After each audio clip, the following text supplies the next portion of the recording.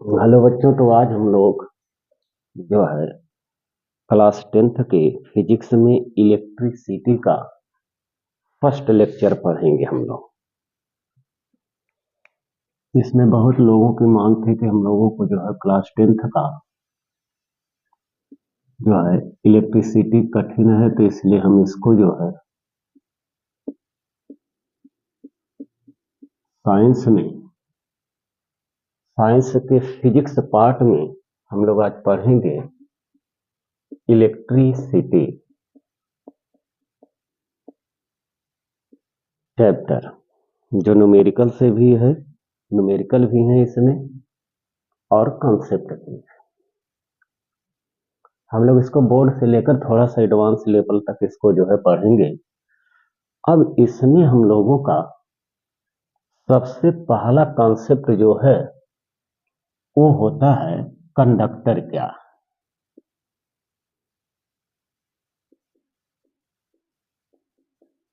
Conductor ये होते क्या है?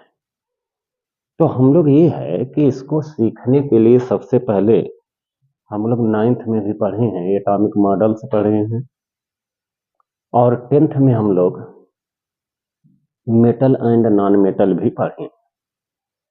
तो इसमें हम लोग पहले ये समझते हैं कि देखिए, दुनिया का कोई भी मैटर है वो या तो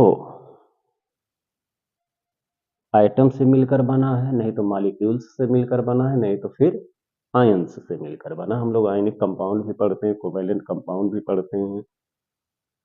तो अब अगर कोई भी सबस्टेंस अगर एटम, मॉलिक्यूल और आयन से बना है, तो फिर उसके अंदर जो होगा आइटम एग्जिस्ट करेगा।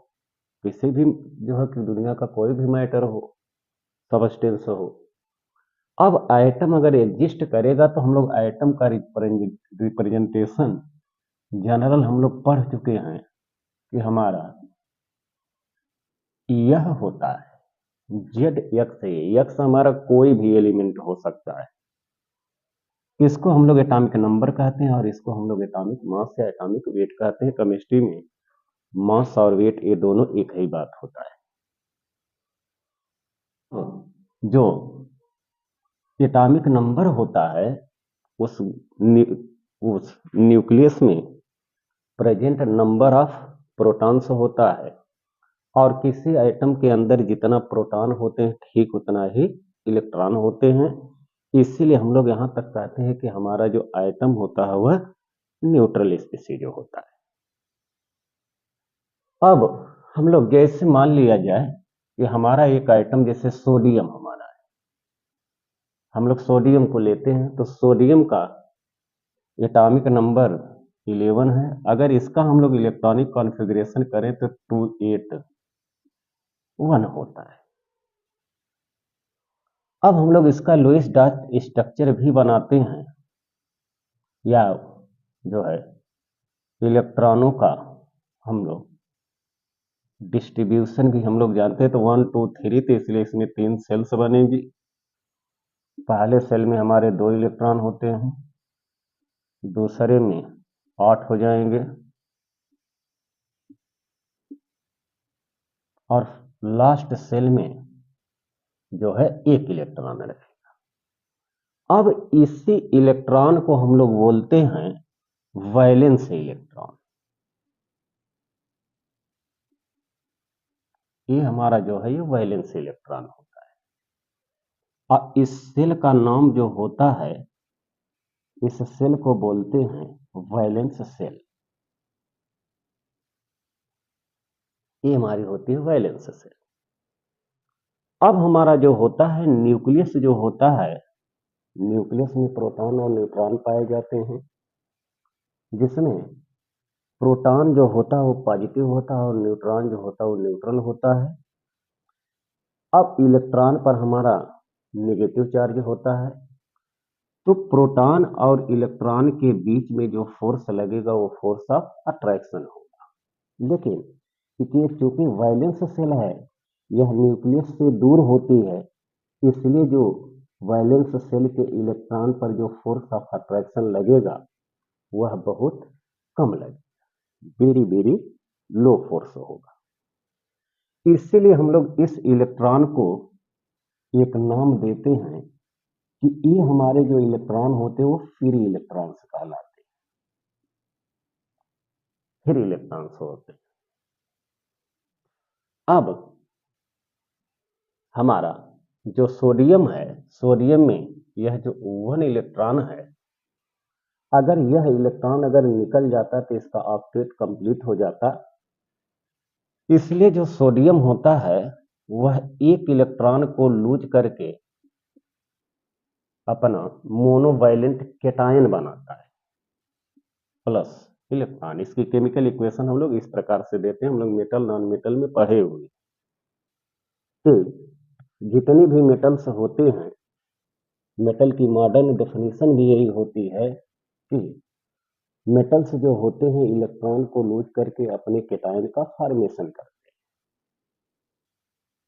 हैं। अब अगर हम लोग इस सोडियम का हम लोग थोड़ा सा जो है 9th में मोल भी पढ़े होते हैं, तो अगर हम इस प्रकार का सोडियम का 1 मोल भी ले लें तो 1 मोल अगर हम लोग सोडियम का कंसीडर करेंगे तो उसमें हमारे जो फ्री इलेक्ट्रॉन्स होते हैं वो हमारे हो जाएंगे Na के बराबर, जिसको एवोगाड्रो नंबर कहते हैं, जिसमें 6.023 इंटू 10⁻23 होता है। ये बहुत बड़ा नंबर है। इसलिए अगर हम 1 मोल सोडियम का लिए, वह 1 पॉजिटिव देने के बाद जो है वह 1 इलेक्ट्रॉन दे रहा है। तो अगर 1 मोल लेंगे तो इतने इलेक्ट्रॉन्स हमारे मिलेंगे। मतलब हमारे जो कंडक्टर्स होते हैं उनमें इस प्रकार के इलेक्ट्रॉनों की मेजॉरिटी होती है, और यही इलेक्ट्रॉन्स हमारे जो होते हैं इन्हीं को हम लोग फ्री इलेक्ट्रॉन्स कहते हैं। तो हमारे जो होते हैं, जो सॉलिड कंडक्टर्स होते हैं, उन कंडक्टर्स के अंदर इस प्रकार के फ्री इलेक्ट्रॉन्स हमारे बहुत ही ज्यादा मात्रा में, मतलब इनकी मेजॉरिटी होती है उनके अंदर। अब हम लोग इसी प्रकार यह कह दें कि मान लिया जाए कि जैसे कैल्शियम है, 20 होता है, तो यह अगर हमारा इलेक्ट्रॉन को लूज करता है तो डाई पॉजिटिव कैटायन बनाता है, जिसमें ये 2 इलेक्ट्रॉन को लूज करता है। अब हम लोग ये समझते हैं कि जो यह चीज आता है इसको हम लोग बोलते हैं नंबर ऑफ लूजेड इलेक्ट्रॉन्स। इसको चार्ज नहीं बोलते हैं, ये हमारा तो सिर्फ ये कहते हैं कि इस पर इलेक्ट्रॉन डेफिशिएंट सेंटर है, यहाँ से इलेक्ट्रॉन हमारा निकल गया तो यहाँ इलेक्ट्रॉन की कमी हो गई, इसी को बोला जाता है इलेक्ट्रॉन डेफिशिएंट सेंटर। लेकिन यह जो प्लस डिनोट करता है ये हमारा कैटायन बनता है। इसका मीनिंग ये होता है कि यह 1 इलेक्ट्रॉन को लूज कर दिया है। इसका मीनिंग ये है कि यह हमारा 2 इलेक्ट्रॉन को लूज किया है। अब अगर इसी प्रकार से हम लोग ये कहें कि अगर 1 इलेक्ट्रॉन को लूज करेगा तो +1 आएगा, अगर 2 इलेक्ट्रॉन लूज करेगा तो +2 आएगा, 3 इलेक्ट्रॉन को लूज करेगा तो +3, उस पर +3 का पॉजिटिव चार्ज आएगा। मतलब वह इतने नंबर ऑफ इलेक्ट्रॉन को लूज कर चुका है। लेकिन अगर हम ये पूछें कि इस पर चार्ज कितना आएगा, तो चार्ज हमारा जो होता है, इलेक्ट्रॉन का जो चार्ज होता है वह -1.6 इंटू 10⁻⁻19 कूलाम होता है, जिसको कूलाम को C से डिनोट करते हैं। और यही प्रोटॉन पर जो चार्ज होता है वह इसी के बराबर होता है, वो हमारा होता है 1.6 इंटू 10⁻⁻19 चार्ज ऑन प्रोटॉन। तो प्रोटॉन पर चार्ज ठीक उतना ही होता है जितना इलेक्ट्रॉन पर होता है, बस ये नेगेटिव होता है और यह पॉजिटिव होता है। अब हम लोग ये कहें कि अगर इस प्रकार से कोई स्पीसीज है जो n इलेक्ट्रॉन को लूज कर रही है, तो उस पर हमारा जो है +n आएगा। +n का मतलब यह n इलेक्ट्रॉन को लूज की है, ये चार्ज की क्वांटिटी नहीं होती है, और हमारा n इलेक्ट्रॉन लूज कर दिया। तो अगर अब ये सब हमारे न्यूट्रल स्पीसीज, तो इसका ये मीनिंग है कि कोई न्यूट्रल स्पीसीज अगर इलेक्ट्रॉन को लूज करती है तो वह अपने केटायन का फॉर्मेशन करती है। जो इनके ऊपर प्लस साइन डिनोट किया जाता है, ये हमको यह बताता है कि इस पर जो इसने कितने नंबर ऑफ इलेक्ट्रॉन को लूज किया है। लेकिन अगर हम इस पर चार्ज की वैल्यू अगर कहें कि इस पर चार्ज कितना क्रिएट होगा इलेक्ट्रॉन को लूज करने पर, तो हम लोग ये कहेंगे कि जो चार्ज क्रिएट होगा, चार्ज को क्यू से डिनोट करेंगे, अभी हम लोग आगे पढ़ेंगे, ये हमारा हो जाएगा प्लस एन इंटू ई के बराबर हो जाएगा। मतलब कि जब कोई न्यूट्रल स्पीसीज अपने इलेक्ट्रॉन को लूज करती है तो वह अपने केटायन का फॉर्मेशन करती है, और जब केटायन का फॉर्मेशन करती है तो उस पर जो यह लिखा जाता है, इसके ऊपर प्लस चार्ज प्लस लिखा जाता है, वो हमारे नंबर ऑफ लूजेज इलेक्ट्रॉन को डिनोट करता है, न कि चार्ज को डिनोट वो नहीं करता। इसको हम लोग बोलेंगे मोनोवैलेंट केटायन बोलेंगे। अब हमारा हो गया कि अगर यह स्पीसीज इलेक्ट्रॉन को लूज की है तो क्यू बराबर प्लस ये नहीं होगा, जहां एन जो होगा वो हमारा number of loses electrons, number of loses electrons. और जब हमारा इसमें ई की वैल्यू लगाएंगे तो ई की वैल्यू को हम साइन सहित नहीं लगाएंगे, क्योंकि हमको यह क्लियर है कि स्पीसीज इलेक्ट्रॉन लूज करेगी तो अपना केटायन बनाएगी, तो जो उस पर चार्ज क्रिएट होगा वह प्लस का चार्ज क्रिएट होगा। तो इसलिए हम लोग जो है ई को जो है विदाउट साइन लगाएंगे, यहां हम लिखेंगे ई की value 1.6 into 10 to the power -19। ये तो हमारा हो गया कि इस पर चार्ज कितनी आएगा। अगर अब वह स्पीसीज 1 इलेक्ट्रॉन लूज करती है तो इस पर ई के बराबर चार्ज आएगा। अगर 2 इलेक्ट्रॉन लूज करती है तो 2 इंटू, जैसे एन बराबर अगर 1 है, मीनिंग ये हुआ कि अगर वह 1 इलेक्ट्रॉन को लूज करता है तो इस पर क्यू बराबर कितना आएगा 1.6 इंटू 10 टू द पावर -19। अगर 2 इलेक्ट्रॉन लूज करी तो इस पर चार्ज कितना आएगा, तो यहाँ 2 लगाएंगे, 2 इंटू, ये हमारा हो जाएगा 3.2 into 10 to the power -19 coulomb का इस पर चार्ज आएगा। अब इस प्रकार 1 इलेक्ट्रॉन लूज की तो ई आया, 2 इलेक्ट्रॉन लूज की तो 2e आया, 3 इलेक्ट्रॉन लूज करेगी तो 3e आएगा, 4 इलेक्ट्रॉन लूज करेगी तो 4e आएगा, 5 इलेक्ट्रॉन अगर लूज की तो 5e आएगा। तो अगर n इलेक्ट्रॉन लूज की तो उस पर चार्ज कितना आएगा, n इंटू ई आएगा। तो ये हमारा जो होता है यह चार्ज की क्वांटिटी बता देता है कि हमारा कितना उस पर चार्ज आएगा। तो हम लोग ये कहेंगे कि जो कंडक्टर्स होते हैं इनके अंदर जो होता है इस प्रकार के फ्री इलेक्ट्रॉन्स की मेजॉरिटी होती है, और अब जब यही फ्री इलेक्ट्रॉन्स हमारे एक पर्टिकुलर डायरेक्शन में फ्लो करने लगते हैं तब ये हमारे जो है करंट का फॉर्मेशन करते। जैसे हम लोगों को ये है कि कोई एक वायर है, अगर हम लोग जो है मान लीजिए एल्युमिनियम का वायर है, अगर हम लोग उसको रखें, उसको हम लोग बार बार टच करें हमको कुछ नहीं होगा, लेकिन क्या उसके अंदर इलेक्ट्रॉन नहीं है, उसके अंदर फ्री इलेक्ट्रॉन सब पड़े हैं, लेकिन उन इलेक्ट्रॉनों का मोशन जो है जिगजैग मोशन होता है, रैंडम मोशन होता है, जिसको हम लोग एक पढ़े होंगे केमिस्ट्री में, ब्राउनियन मोशन हम लोग कहते हैं। उस मोशन में जिगजैग मोशन करता है। तो ठीक उसी प्रकार से जब उस रॉड को हम ऐसे रखे हैं तो उसमें फ्री इलेक्ट्रॉन्स का मोशन भी एक पर्टिकुलर डायरेक्शन न होकर जिगजैग मोशन होता है, जिसके कारण हमको उसको छूने पर किसी भी प्रकार का कोई इफेक्ट देखने को नहीं मिलता। लेकिन अगर इसी को हम किसी सोर्स से जोड़ दें, जैसे हम लोग जो है अपने सर्किट में जब इस वायर को जोड़ते हैं, तब वही वायर हमारा जो है हमको जो है इलेक्ट्रिक शॉक देता है। क्यों देता है? इसलिए देता है कि अब उसमें यही जो फ्री इलेक्ट्रॉन्स हैं और यही मिलकर जो चार्ज का फॉर्मेशन कर देते हैं। जब यही चार्ज हमारा एक पर्टिकुलर डायरेक्शन में चलने लगता है, तब ये हमारे करंट को प्रोड्यूस कर लेता है, माने करंट को फ्लो करने का जिम्मेदार होता है। तो इसका ये मतलब है कि हम लोग अब यह बात बता सकते हैं कि कंडक्टर्स होते क्या हैं।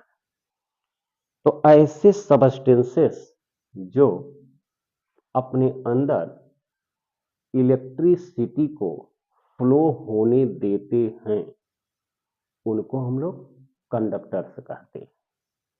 माने ये है those materials which allows to flow of current through them are known as conductors।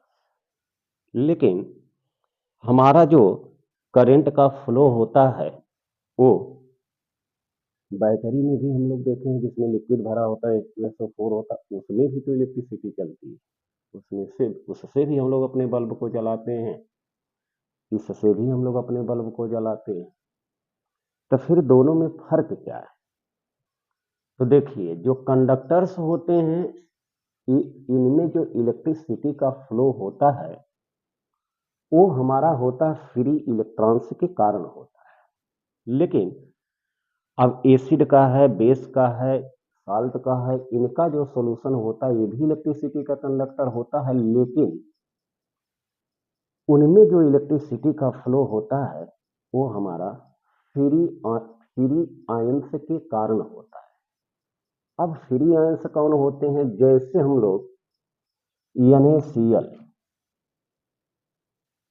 NaCl को अगर हम लोग पानी में अगर जो है वाटर में अगर डालते हैं, तो वाटर हमारा प्रोसेस क्या करता है कि यह नेगेटिव पार्ट होता है और यह पॉजिटिव होता है, क्योंकि ये हमारा जो होता है ऑक्सीजन की इलेक्ट्रोनेगेटिविटी जो होती है वो ज़्यादा होती है और इसकी कम होती है। तो इसलिए ये जो है ये जो हमारा इसके बीच में जो बॉन्ड की शेयरिंग हुई है, अगर ज़रूरत पड़ेगी तो यह इस इलेक्ट्रॉन को भी खींचने की क्षमता रखता है, क्योंकि इसके अंदर 8 प्रोटॉन है और इसके अंदर ओनली 1 प्रोटॉन है। तो इसलिए यह ज़्यादा ताकतवर है। ऐसी को हम लोग आगे पढ़ेंगे कि इसको बोला जाता है इलेक्ट्रोनेगेटिविटी। लेकिन हम लोगों को उधर नहीं, बहुत ज़्यादा नहीं, बस काम भर को समझना है कि यह जो है निगेटिव बनेगा और यह पॉजिटिव बनेगा, इसीलिए यह एक डाइपोलर सॉल्वेंट भी होता है। और यहाँ भी हमारा जो है Cl हमारा 7वें ग्रुप का एलिमेंट है, सोडियम हमारा फर्स्ट ग्रुप एलिमेंट है। तो इसमें 17 प्रोटॉन है, इसमें 11, तो साझे का जो इलेक्ट्रॉन होगा वो इधर की तरफ ज्यादा, माने यह एक इलेक्ट्रोवायलेंट कंपाउंड है जो हम लोग 10th में पढ़ते हैं केमिस्ट्री में। तो यह निगेटिव बनेगा और यह हमारा पॉजिटिव बनेगा।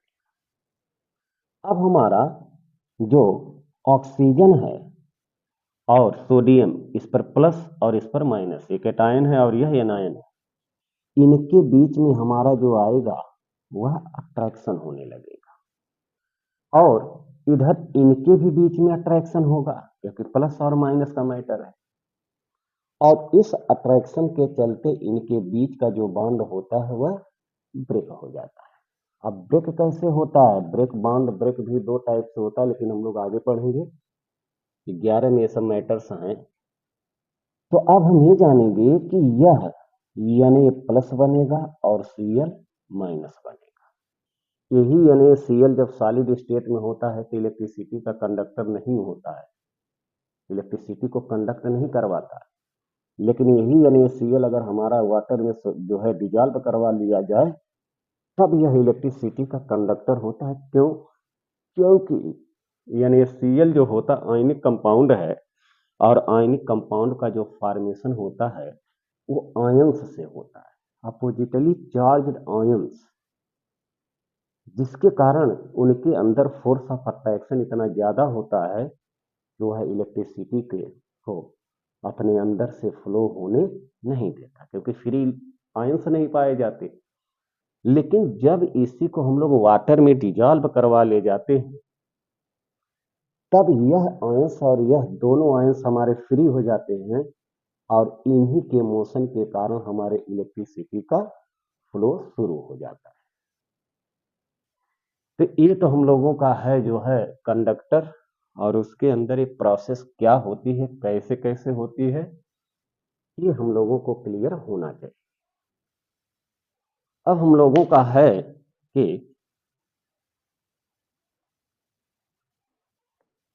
जो है, अब इनकी हम लोग डेफिनेशन 10th में डेफिनेशन का भी बहुत इंपॉर्टेंस है, इसलिए हम लोग थोड़ा इनकी डेफिनेशन पर भी चलेंगे। तो हम लोग ये कहेंगे कि कोई भी न्यूट्रल स्पीशीज अगर इलेक्ट्रॉन को लूज करती है तो वह अपने केटायन का फॉर्मेशन करती है, लेकिन कोई नाइन इलेक्ट्रॉन को अगर लूज करता है तो वह न्यूट्रल भी बना सकता है, केटायन भी बना रह सकता है, और एनायन भी बना सकता है। वो तो कितना इलेक्ट्रॉन गेन करेगा, कितना लेगा, वो तो इस पर डिपेंड करेगा। तो ये तो हमारा ये है। तो हम लोग जो है, हम लोग ये कहेंगे कि इसमें first point, when an species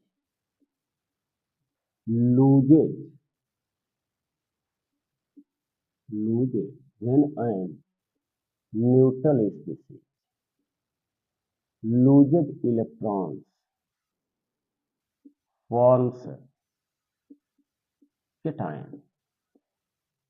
जब कोई स्पीशीज न्यूट्रल स्पीशीज इलेक्ट्रॉन को लूज करती है तो केटायन का फॉर्मेशन करती है। अब कितने इलेक्ट्रॉन को लूज कर रही है वो उसके ऊपर डिपेंड करेगा। अगर एक इलेक्ट्रॉन लूज करेगी तो मोनोवैलेंट केटायन बनाएगा, अगर दो इलेक्ट्रॉन को लूज करेगी तो डाईवैलेंट बनाएगा, अगर तीन इलेक्ट्रॉन लूज करेगी तो ट्राईवैलेंट। इस प्रकार अगर एन इलेक्ट्रॉन को लूज करेगी तो जो है एन वैलेंट को केटायन का फॉर्मेशन करेगा। अब हमारा जो होता है दूसरा point, in conductor electricity flows due to free electrons. अभी हम लोग बताए हैं कि फ्री इलेक्ट्रॉन्स क्या होता है, ड्यू टू फ्री इलेक्ट्रॉन्स। फिर तीसरे पॉइंट में हम लोग यह जानेंगे कि जो सिल्वर होता है, silver is the best conductor of electricity. Silver जो होता है वो इलेक्ट्रिसिटी का बेस्ट कंडक्टर होता है, जो है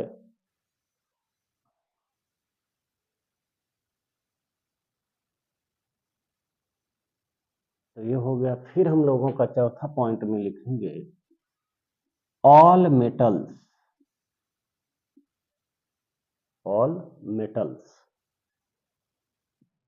अब इसमें एक होता है ग्रेफाइट, जो हम लोग जो है केमिस्ट्री में पढ़ते हैं कि ग्रेफाइट जो होता है वो नॉन मेटल होता है, लेकिन वह इलेक्ट्रिसिटी का गुड कंडक्टर होता है, क्योंकि उसमें लेयर अरेंजमेंट होते हैं, वहाँ फ्री इलेक्ट्रॉन्स के कारण नहीं, वहाँ लेयर लेयर ही एक दूसरे लेयर पर खिसकती रहती है, उसके कारण। तो ऑल मेटल्स आर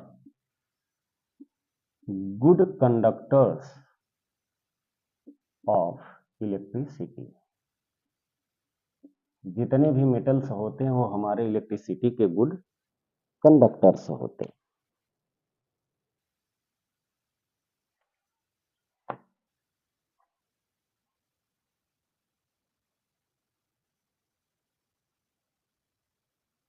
फिर हम लोग यह लिख दें अगला, ऑल मेटल्स। फिर एक होता है एलाई, जो हम लोग केमिस्ट्री में पढ़ेंगे, एलाई। जितने भी मेटल्स हैं और जितने भी एलाइज हैं, और एंड ग्रेफाइट,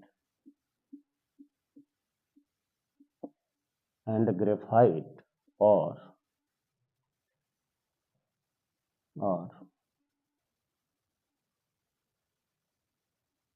कंडक्ट इलेक्ट्रिसिटी। जितने मेटल हैं और मेटल के एलाय हैं और ग्रेफाइट हैं, ग्रेफाइट है, ये हमारे जो होते हैं इलेक्ट्रिसिटी के गुड कंडक्टर होते हैं। अब हम लोग एक अगला पॉइंट और जानेंगे कि in aqueous solution, in aqueous solution electricity is flow due to free ion. विधि को हम लोग चार्ज कैरियर्स भी कहते हैं, कि हमारे जो फ्री इलेक्ट्रॉन्स होते हैं इनको चार्ज कैरियर, तो इसमें चार्ज कैरियर जो होते हैं वो फ्री इलेक्ट्रॉन्स होते हैं। और एक्वस सॉल्यूशन में जो होता है वो हमारा जो होता है, जो कैरियर्स होते हैं इलेक्ट्रिसिटी के कैरियर्स जो होते हैं वो फ्री फ्री फ्री आयंस होते हैं, और यहाँ हमारे फ्री इलेक्ट्रॉन्स होते हैं। तो ये हम लोगों को लर्न होना चाहिए। ये तो हमारा ये हो गया, जैसे हम लोगों का एसिडिक सोल्यूशन है, बेसिक सोल्यूशन है, ये सब जो होते हैं, जैसे हम लोग बैटरी में होता है तो बैटरी एसिड H2SO4 भरे रहते हैं, तो वह जो होता है वह डिसोसिएट होकर H प्लस और सल्फेट आयन देता है। वो आयन से जब फ्री हो जाते हैं तो ये इलेक्ट्रिसिटी के क्या बन जाते हैं, कंडक्टर होते हैं। तो वही हम लोग कह रहे हैं कि जो एक्वस सॉल्यूशन होता है किसी भी सबस्टेंस का, जो वाटर में डिजॉल्व होने पर जो है आयंस को फ्री देते हैं, आयंस को देते हैं, उनमें इलेक्ट्रिसिटी का फ्लो इन्हीं फ्री आयंस के कारण होता है। तो ये तो हम लोगों को इतने टर्म मालूम होने चाहिए, इतने टर्म में से हम लोगों का कोई न कोई एक आध क्वेश्चन तो मिल ही जाएगा बोर्ड में। आज बोर्ड के लिए और प्लस थोड़ा एडवांस जो है इसके लिए यह वीडियो दी जा रही है। और हम लोग सबसे बड़ी बात तो ये देखेंगे कि जब कोई स्पीसीज इलेक्ट्रॉन को लूज करती है तो उस पर प्लस चार्ज आता कितना है, तो उसको हम लोग बताएंगे कि Q is equal two plus NE। इस फार्मूले में हम लोग यह ध्यान रखेंगे कि जब इसका यूज करेंगे तो हम लोग ये जान रहे हैं कि स्पीसीज इलेक्ट्रॉन लूज करके वो अपना कैटायन बनाएगी, माने उस पर पॉजिटिव चार्ज आएगा,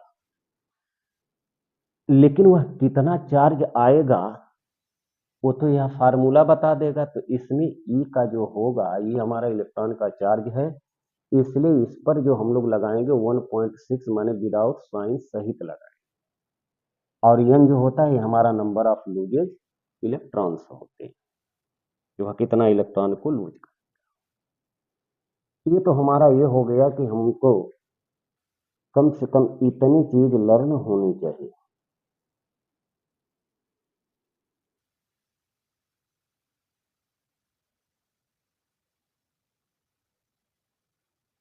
अब हम लोग कंडक्टर की डेफिनेशन देते हैं कि कंडक्टर की डेफिनेशन होती क्या है। तो हम लोग ये कहेंगे कि those materials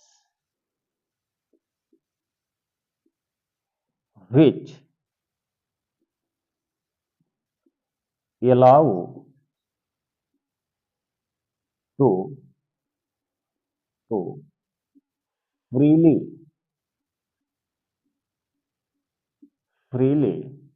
flow of charge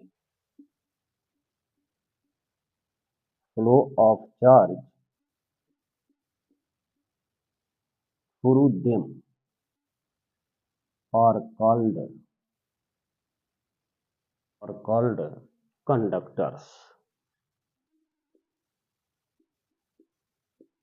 और कॉल्ड कंडक्टर्स। जैसे हमारा एग्जाम्पल में है कॉपर है, सिल्वर है, एल्युमिनियम है। इस प्रकार से जो है हम लोगों का यह डेफिनेशन आती है, तो हम लोग इसको ऐसा लिखेंगे, या इसी को हम लोग एक और डेफिनेशन दे सकते हैं कि ऐसे मटेरियल्स जिनका रेजिस्टेंस जो होता है वो वेरी लो होता है। रेजिस्टेंस लो होता है, तो हम लोग रेजिस्टेंस की जब डेफिनेशन पढ़ेंगे तो उसमें हम इसकी डेफिनेशन एक बार फिर वहां मिलेंगे उसके हिसाब से। लेकिन अभी तक के लिए हम लोगों को इतनी बात क्लियर होनी चाहिए। तो ये तो हम लोगों का हो गया जो है कंडक्टर्स। अब हम लोगों का ये है कि अगला हम लोगों का ये है कि अगला तो हम लोगों का है इंसुलेटर। लेकिन हम लोगों को इंसुलेटर में जो है पहले यह सीखना पड़ेगा कि इंसुलेटर जो होते हैं भाई हमारा, जैसे प्लास्टिक है, रबड़ है, यह भी तो हमारे मटेरियल होते हैं, ये भी तो हमारे मैटर हैं। लेकिन फिर इनमें इलेक्ट्रिसिटी का फ्लो क्यों नहीं होता है? तो देखिए इनमें होता क्या है कि इनके जो इलेक्ट्रॉन्स होते हैं, इनमें भी एटम पाया जाता है, इनके अंदर भी न्यूक्लियस होता है।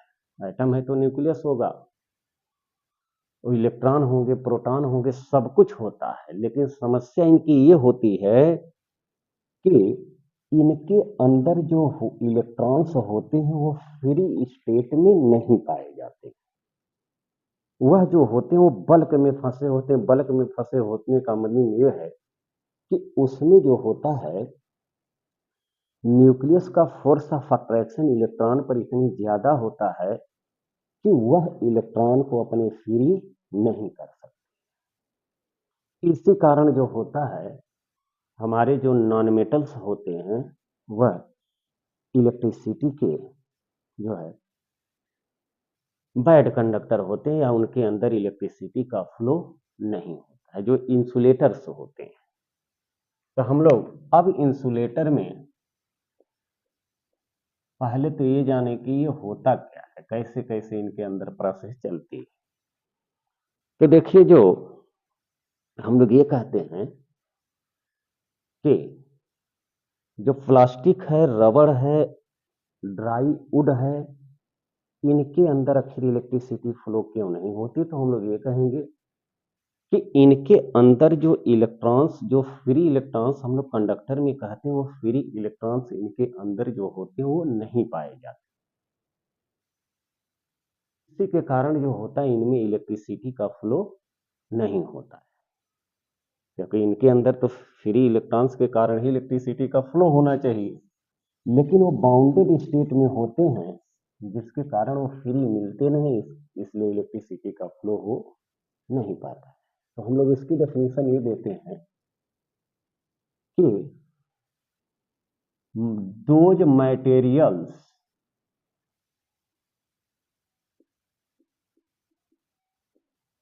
which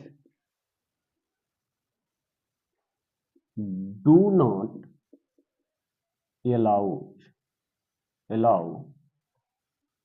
to flow of charge through them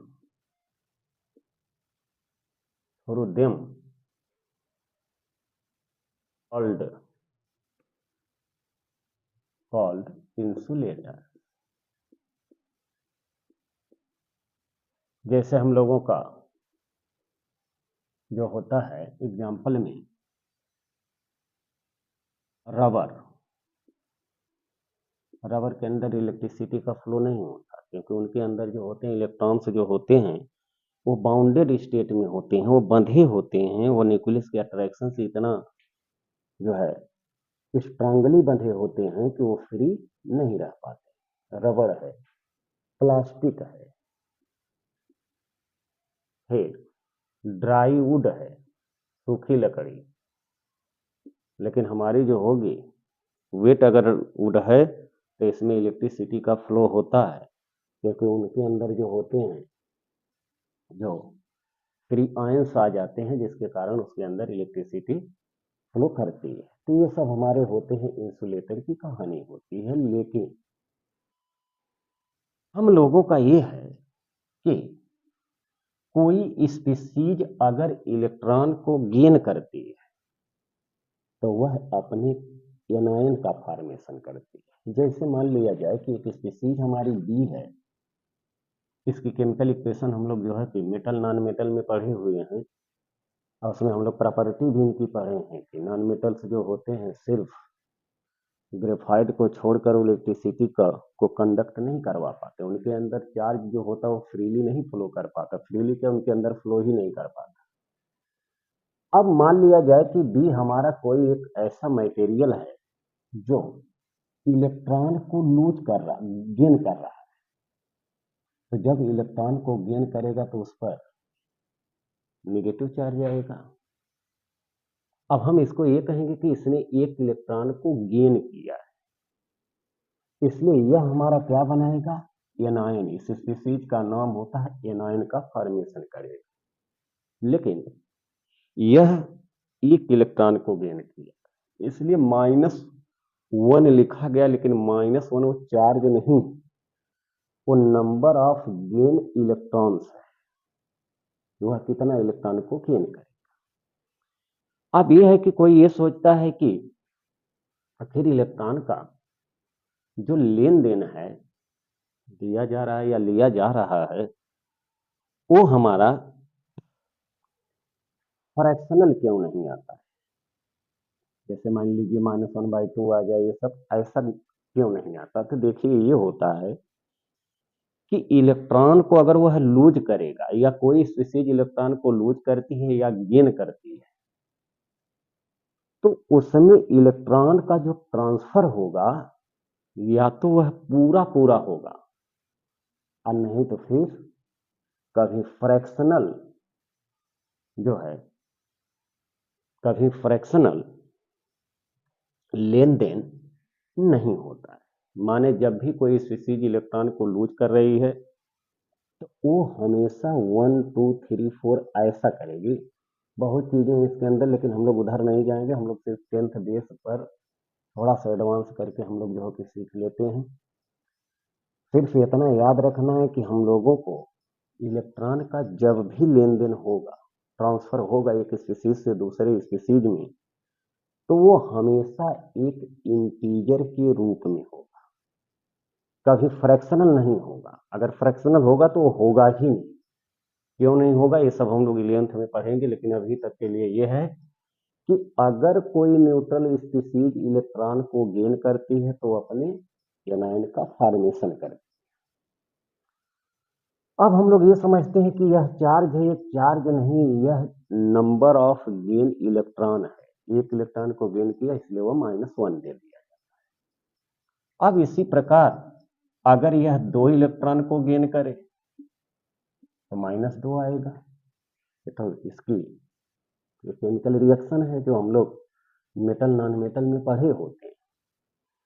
और अगर यह 3 इलेक्ट्रॉन गेन की तो हमारा इस पर -3 आएगा। का मीनिंग ये हुआ कि ये 3 इलेक्ट्रॉन को गेन। लेकिन समस्या हम लोगों की ये है कि यह कितने, इस पर कितना चार्ज क्रिएट होगा। तो कितना चार्ज क्रिएट होगा हम लोग अब ये जाने कि 1 इलेक्ट्रॉन गेन की -1 हुआ, 2 इलेक्ट्रॉन गेन की तो -2 हुआ, 3 इलेक्ट्रॉन गेन की तो -3 हुआ। अब हम ये कहें कि अगर कोई स्पीसीज n इलेक्ट्रॉन गेन करती है तो उस पर चार्ज कितना आता है। तो हम लोग यह लिखेंगे Q is equal to -n into A. अब एक रहेगा तो -1 आएगा, 2 अगर गेन की तो 2 इंटू ई। जैसे हमारा अगर n इज इक्वल टू 1 है तो Q कितना आएगा, -1.6 इंटू 10⁻⁻19। इसके बराबर चार्ज आएगा। ये तो नंबर ऑफ 1 इलेक्ट्रॉन गेन की है। तो 1 इलेक्ट्रॉन गेन की तो उस पर इतना नेगेटिव चार्ज आएगा जैसे हम लोगों का पॉजिटिव में आया था। अगर यही n बराबर 2 हो जाए तब उस पर कितना चार्ज आ जाएगा, तो ये हमारा हो जाएगा -2 इंटू ई, ये हो जाएगा -2, 1.6 इंटू 10⁻⁻19। तो ये हमारा आ जाएगा। तो यहां भी हम लोगों को साफ सुथरा ये होना चाहिए कि कोई स्पीसीज अगर इलेक्ट्रॉन को गेन करती है तो उस पर निगेटिव चार्ज आता है। कितना निगेटिव आएगा वो ये फार्मूला बताता रहेगा, इनकी वैल्यू हम बदलते जाएंगे, ये बताता रहेगा। अब हम लोगों का यहाँ ई जो होगा इसको हम विदाउट साइन लगाएंगे, साइन सहित नहीं लगाएंगे, क्योंकि साइन लगाएंगे तो अभी ये प्लस कर देगा। तो ये हमको पक्का अभी क्लियर है कि कोई स्पीसीज इलेक्ट्रॉन को गेन करती है तो उस पर निगेटिव चार्ज आएगा। कोई न्यूट्रल स्पीसीज अगर इलेक्ट्रॉन को गेन कर रहे तो उस पर निगेटिव चार्ज आएगा। कितना आएगा वो ये बताएगा। इसलिए ये हमको क्लियर है कि वह इलेक्ट्रॉन को गेन की है, तो निगेटिव आएगा, इसलिए यहाँ इलेक्ट्रॉन के चार्ज को 1.6 माने विदाउट साइन लगाएं। हाँ, अगर हम लोगों को यह फार्मूला अगर दोनों को हमको एक में लिखना हो तो हम लोग लिखेंगे कि कोई स्पीसीज अगर n इलेक्ट्रॉन को लूज करती है या n इलेक्ट्रॉन को गेन करती है तो उस पर चार्ज कितना आएगा, दिस इज इक्वल टू हो जाएगा प्लस माइनस, यह नहीं, ये हम लोग याद रखेंगे फार्मूले को। ये तो दोनों अलग अलग दिए, अभी हम लोग ये रखेंगे। लेकिन यहाँ सावधान ये रहना है कि अगर स्पीसीज, तो यहाँ हम लोगों का n जो होता है वो n बिलोंग्स टू इंटीजर, माने n जो होता है वो इंटीजर होता है। इंटीजर की हम लोग वीडियो देख चुके हैं पीछे नंबर सिस्टम में। इसका मीनिंग भी हम लोग जानते हैं, बिलोंग टू होता, माने n जो होगा वो हमेशा कहां से लिया जाएगा, कोई इंटीजर होगा। इसको हम लोग पीछे पढ़े हैं नंबर सिस्टम में। तो ये तो हमारा हुआ ये, लेकिन ये फार्मूला हम लोग लगाएंगे कैसे? अगर यह क्लियर हो गया कि वह स्पीसीज इलेक्ट्रॉन को लूज की है तो प्लस वाला, इसमें भी साइन तब नहीं लगाएंगे।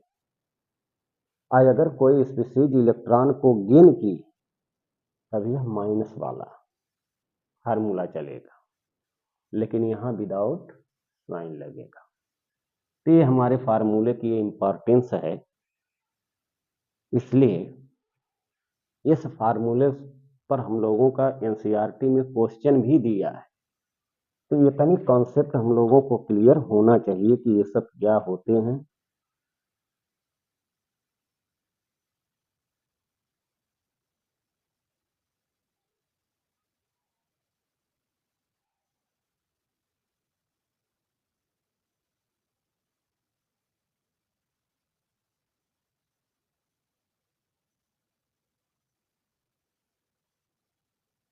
अब हम लोग चार्ज की बात हम लोग आगे करते हैं। इसमें एक एनसीईआरटी का क्वेश्चन है, उसको हम लोग पहले देखते हैं कि एनसीईआरटी का वह क्वेश्चन क्या है और कैसे लगेगा।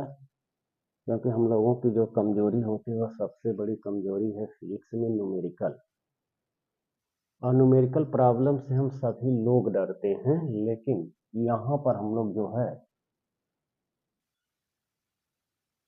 न्यूमेरिकल पर हम लोग विशेष ध्यान देंगे। सबसे बड़ी चीज होता है हम लोगों का, सबसे पहले तो आना चाहिए कॉन्सेप्ट। अगर कॉन्सेप्ट क्लियर है तो फिजिक्स कठिन नहीं है, और अगर कॉन्सेप्ट अगर नहीं है तो फिर हमको फिजिक्स तो कठिन लगेगी।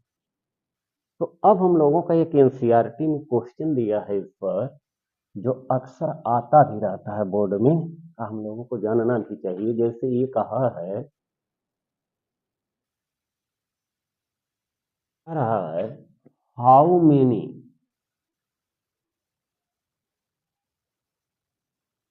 How many electrons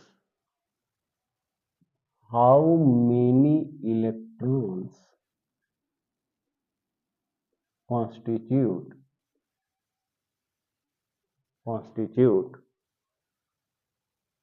1 Coulomb charge constitute 1 Coulomb charge.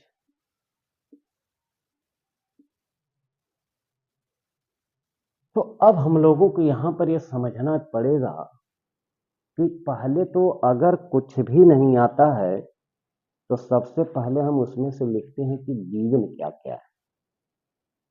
How many electron पूछा, इसका मतलब कि नंबर ऑफ इलेक्ट्रॉन पूछा, जिसको हमने अभी क्यूएन से भी नोट किया था। तो इसका ये मीनिंग है कि एन हमको निकालना है। हाउ मेनी इलेक्ट्रॉन पूछा है, नंबर ऑफ इलेक्ट्रॉन ही ने पूछा है, और हमारा जो Q इज इक्वल टू होता है फार्मूला, वो होता है एन ए।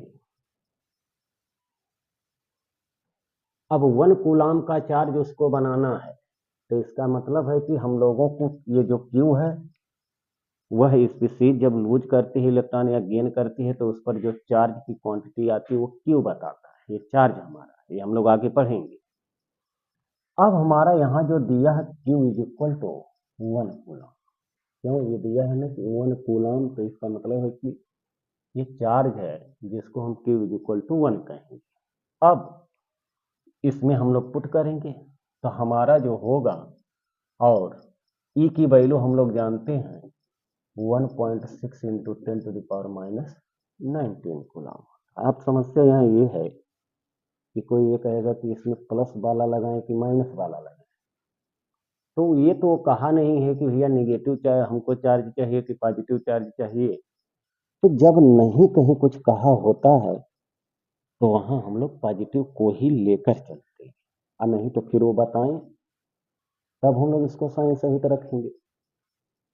तो हमको कह रहा है सिर्फ कि कितना कूलाम, अरे कितने इलेक्ट्रॉन ये कूलाम चार्ज को बनाएंगे। तो हम लोग मैथ में भी पढ़े रहते हैं, या सिंपल ऐसे भी अगर हम लोग जानते हैं कि अगर हम आदमी कहें तो इसका मीनिंग ये होता है तो उसके दो आंख होगी, दो हाथ होंगे, दो पैर होंगे। ऐसा हम ऐसा तो समझेंगे नहीं कि कोई कह दिया आदमी तो हम ये समझेंगे कि उसके एक आंख होगी एक हाथ होगा, ऐसा तो समझेंगे नहीं। तो इसलिए हम लोग जो है जब नहीं कुछ कहा है तो हम अपना प्लस है वाला लेके चलेंगे। अब हम लोग इसकी वैल्यू लगाते हैं। Q बराबर 1 है, एन हमको निकालना है, यह 1.6 into 10 to the power minus 19 होगा। तो यहां से N is equal to 1 upon E, यहां तक ये होता है। अब समस्या ये होती है कि इनको सॉल्व करना भी बहुत लोगों को प्रॉब्लम होती है। तो देखिए, सॉल्व करने के लिए हम लोग करते क्या है, पहले तो हमको ये डिवीजन करना है, तो पहले हम डेसिमल को हटाते हैं। और डेसिमल एक डिजिट पर है, डिजिट हम लोग फिर पीछे पढ़े हुए हैं मैथमेटिक्स में, एक डिजिट पर डेसिमल है, इसलिए इसको ऐसा मल्टीप्लाइड करें कि ये डेसिमल गायब हो जाए। अब डेसिमल को गायब करना है तो इसको 10 से मल्टीप्लाइड कर दिए ऊपर नीचे, ये हो गया 16, ये हमारा हो जाएगा यह। अब तो कुछ आसान होगा। अब इनको हम ऊपर ले जा रहे हैं, तो इनको अगर ऊपर ले जाएंगे तो नीचे से ऊपर या ऊपर से नीचे ले जाने पर पावर का साइन चेंज हो जाता है, माने माइनस है तो प्लस हो जाएगा, प्लस है तो माइनस हो जाता है। यहां हमारा मिला 16। अब हम लोगों का है कि इसको पहले छोटा कर दें, हालांकि भाग दिया जा सकता है लेकिन हम लोग छोटा कर लेंगे तो आसान हो जाएगा। तो यह मिला 5/8 इंटू 10 टू द पावर 19। अब डिवीजन नहीं जाएगा तो हम इसमें से एक जीरो को यहाँ इन्वॉल्व कर लेते हैं, तो यह मिलेगा हमारा कितना, 50 इंटू 10 टू द पावर 18। अरे जब इसमें से एक जीरो, हम इसको 10 इंटू 10 की पावर 18 लिख सकते हैं। अब ये सब हम लोग 8 में पढ़े होते हैं, अब इतना तो क्लियर होना ही चाहिए और इतना आना भी चाहिए। अब ये हो गया। फिर इसको अगर हमारा आसान करना है तो ये, अब 4 6 जा 24, 1 मिला, पॉइंट लगाएंगे, 4 2 जा 8, 1 मिला जो है, 4 2 जा 8, 2 मिला रिमाइंडर, तो 4 5 जा इंटू 10⁻18, यही हम लोगों का आंसर आएगा कि 6.25 इंटू 10⁻18 इलेक्ट्रॉन अगर हैं, लूज किया है या गेन किया है, तो वह 1 कूलाम का चार्ज हमारा क्या करेगा, बनाएगा, इतने नंबर ऑफ इलेक्ट्रॉन्स। ये हम लोगों को न्यूमेरिकल क्लियर होना चाहिए। तो ये तो हमारा हो गया यह चीज। अब हम लोगों का ये है कि फिर हम लोग एक क्वेश्चन इसके माध्यम से लेते हैं, देखा जाए उसमें क्या क्या चीजें हैं। तो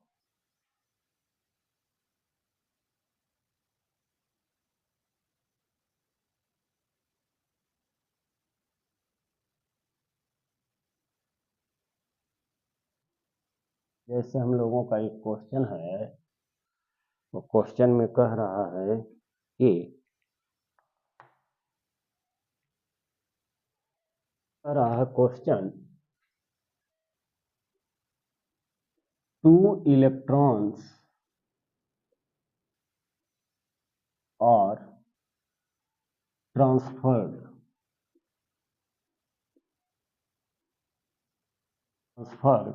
from body A to body B, यानी A से B में 2 इलेक्ट्रॉन ट्रांसफर हुए बॉडी B ऑन रबिंग। ये रबिंग क्या है, ये हम लोग अभी पढ़ेंगे कि चार्ज जब पढ़ेंगे तो उसमें हम बताएंगे कि ये कैसे कैसे इलेक्ट्रॉन का ट्रांसफर होता है, क्या क्या होता है, तो वो सब हम लोग आगे पढ़ेंगे। अभी हम लोग इतना ही समझ। ऑन रबिंग, रबिंग माने रगड़ना, माने जब हम दो चीजों को आपस में रगड़ते हैं, जैसे हम लोग ये देखते हैं कि अगर हम अपने ड्राई एयर को, जब हम लोग छोटे थे तो ऐसा काम करते थे कि हमारा ड्राई एयर हो और उसमें हम लोग कॉम्ब ले लें, कंघी ले लें, या कोई जो है जैसे प्लास्टिक की पेन से अगर हम ऐसे ऐसे अगर इसको रगड़ते हैं, रगड़ के अगर कागज को ऐसे दिखाते हैं, तो क्या करता है उसमें अट्रैक्शन और रिपल्सन का की प्रॉपर्टी आ जाती है। हम लोग ऐसे रगड़ रगड़ के हम लोग उसको उठाते हैं, तो हमारा जो है कि कागज उठने लगता है, पेपर। तो वही उसी को ये बता रहा है कि रबिंग माने एक दूसरे पर उसको जो है कि दोनों को रगड़ दिया, तो रगड़ने से हुआ क्या, हमारा जो होगा इलेक्ट्रॉनों का ट्रांसफर हो जाएगा। अब जिसमें से इलेक्ट्रॉन गया वो पॉजिटिव बनेगा, जिसमें गया वो निगेटिव बनेगा। अब पॉजिटिव और निगेटिव के बीच में कौन सा फोर्स, अट्रैक्शन लगेगा। सेम चार्जेज के अपोजिट चार्जेज के बीच में अट्रैक्शन और सेम चार्जेज के बीच में रिपल्सन फोर्स लगता है। जैसे प्लस प्लस के बीच में रिपल्सन होगा, ये चार्ज पार्टिकल्स हैं। निगेटिव निगेटिव के बीच में रिपल्सन होगा, प्लस माइनस के बीच में या माइनस प्लस के बीच में अट्रैक्शन होता है। तो वही ये बता रहा है कि ए और बी दो बॉडियों को आपस में रगड़ दिया, रबिंग किया। अब रबिंग करने से किसी बॉडी में, अब कह रहा कहां से, 2 इलेक्ट्रॉन ए से बी में ट्रांसफर हो गए, तो ए हमारा +2 बना होगा और बी हमारा -2 बना होगा, माने वो डाई एनायन और ये डाई केटायन बना होगा। अब यही हमको पूछा होगा कि कितना चार्ज आएगा। अब आगे हम लोगों को कह रहा है rubbing A and B together, A और बी को एक साथ साथ रगड़ दिया together. What are the charges on A and B, वही पूछा है। What are the charges on A and B, मतलब यह है कि ए और बी पर कितना चार्ज आएगा। अब यहां से हम लोगों को अब थ्योरी क्लियर होनी चाहिए। अगर जिसको थ्योरी क्लियर होगा वो कर ले जाएंगे, वो समझ जाएंगे क्वेश्चन को, जिनको वो पीछे की अभी जो थ्योरी बताई गई है अगर उसमें कन्फ्यूजन है तो उनको प्रॉब्लम आना है। तो हम लोग ये लिखेंगे कि सॉल्यूशन में फॉर बॉडी ए के लिए हम बॉडी ए को देखते हैं क्या क्या इनका हाल है। तो ए और बी को आपस में रबिंग किया तो कह रहा है कि ए और बी पर क्या चार्जेज आएंगे। तो ए बॉडी का है तो हमारा ये बॉडी ने इलेक्ट्रॉन को लूज किया है तो electrons are transferred from body A to body B. तो ए से बी में 2 इलेक्ट्रॉन ये ट्रांसफर किया है तो यहाँ n इज इक्वल टू हमारा हो गया कितना 2। और कह रहा है कि ए पर चार्ज कितना आएगा। तो हम लोग ये जानते हैं कि ए पर पॉजिटिव चार्ज आएगा क्योंकि ए से बी में ट्रांसफर हुआ है तो ए पॉजिटिव बनेगा बी नेगेटिव बनेगा। अब हमको पूछा है कि चार्ज की वैल्यू तो Q इज इक्वल टू जब भी इलेक्ट्रॉन का लेन देन होता है चाहे रबिंग से हो। हालांकि किसी बॉडी को चार्ज करने के 3 तरीके होते हैं लेकिन वो सब 11th में हम लोग उधर नहीं जाएंगे। हम लोग बस इतना ही जानेंगे कि क्या क्या होता है। तो Q इज इक्वल टू हमारा होता है यानी क्योंकि यह लूज की है इसलिए हम प्लस लेकर चलेंगे। अब हमारा हो जाएगा n की वैल्यू हो गई 2 आई की वैल्यू हो गई 1.6 into 10 to the power minus 19। इसको हम साइन सहित नहीं रखते साइन सहित नहीं लेते हैं क्योंकि हमको क्लियर है कि वह बॉडी लूज की। तो हमारा जो Q इज इक्वल टू आ जाएगा वह 3.2 into 10 to the power minus 19 coulomb का चार्ज हमारा ए पर आएगा। अब हम लोग आगे करें फॉर बॉडी बी।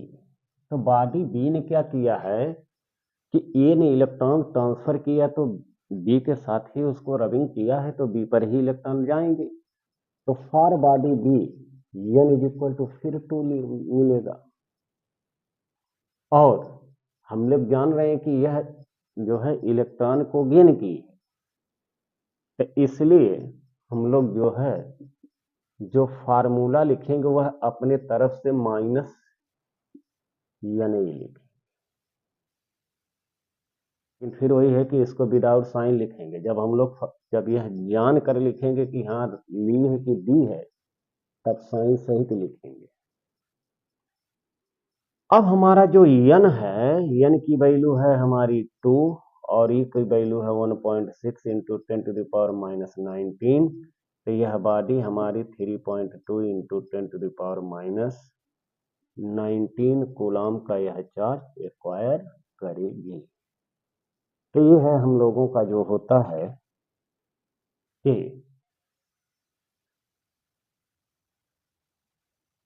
किस बॉडी पर कितना चार्ज आएगा कैसे जानेंगे वो सब हम लोग जो है कि थ्योरी के माध्यम से इसको यूज करके अपना लगाते रहे। तो ये हम लोगों का जो है कि मतलब इलेक्ट्रिसिटी का फर्स्ट लेक्चर ये हुआ है। अब हम लोग आगे की जो थ्योरियां हैं आगे हम लोग पढ़ेंगे कि जो है